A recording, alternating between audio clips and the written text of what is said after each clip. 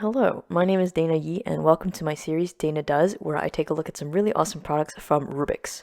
Today, we'll be taking a look at the Rubik's Race Ace Edition, and this is a new version of the already super fun Rubik's Race game, and this version has 6 added tiles that add an extra layer of complexity, and just like the Rubik's Race, this is a 2-player game, so grab your best friend and have a ton of fun. And to play the game, you shake the scrambler that has a lot of little multicolored cubies inside of it, and once you shake them, they land in a pattern, and the goal in which you're racing against your opponent is to shift and slide the tiles on your side to be the first person to match the pattern that was in the scrambler. But note that this game has 6 extra tiles, so your opponent can use what are called blockers or wild tiles to stop you in your tracks. And this game is super cool because it's a board game of skill, speed, dexterity, and problem solving, and playing games against other people is always super fun. At least I'm personally always pretty competitive, so this game is really fun to play. And to set up the scrambler, you open the little plastic part that's on top, and with the 9 little cubies that come inside the box, you put them in this little tray, and as you can see, they're rattling a little bit. You put the plastic back on and you can shake it up and the colors will become random, and that's the pattern that you have to match in your game. All the tiles come in a plastic bag, so once you empty them, you have a small colorful mess on your desk, and you're about to see some pretty interesting tiles in this batch. This new tile is what's called the wild tile, and each player has one per game, and it has the ability to replace another tile as long as the color that it's becoming is not the original color of the tile it is replacing.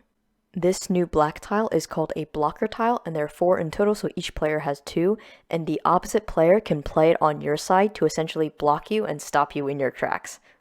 And this is an overview of all 6 of the new tiles that are in this version of the Rubik's Race Ace Edition. These are the official instructions. If you don't know how to play, feel free to take a pause and read through them. However, if you already know how to play, why aren't you playing right now? This is what it looks like when you put all the tiles in place, and I thought putting them in rainbow order looked really cool. These are the rules regarding the new tiles. So for the blocker tiles, once you put them on your opponent's side, these tiles cannot be moved, and to play them, you replace 2 tiles from your opponent's border row or the outer ring in the 5x5 grid that's on your side with 2 blocker tiles. And for the wild tiles, sort of like a wild card, can be any color, and you replace 1 tile from your game tray with the wild tile. So you could think of this as being super useful if you have one color that's really close but you can't quite get it.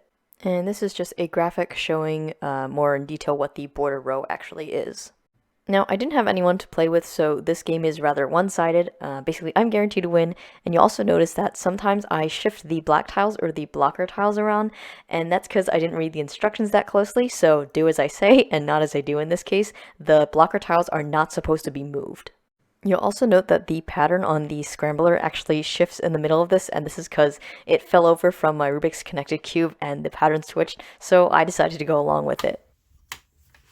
And boom, a few minutes later, I have won against my imaginary opponent.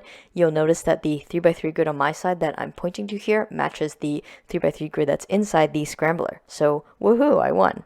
So that was the Rubik's Race Ace Edition, a really cool twist on an already super awesome puzzle, the Rubik's Race, that you can play with friends, and I hope you enjoyed this installment of Dana Does.